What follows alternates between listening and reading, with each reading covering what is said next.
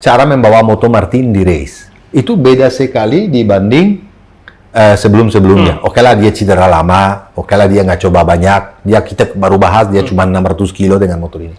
Tapi di race kelihatan Martin yang dulu. Dia tuh sangat confidence di braking, sangat confident, dia masuk tikungan dengan slide control. Artinya bukan dikontrol dengan elektronik, tapi dia sendiri bisa masuk cari apex untuk lurusin motor. Aku lihat confidence dari Martin kemarin, extraordinary. Dia bisa mengatur slidingnya dengan luar biasa.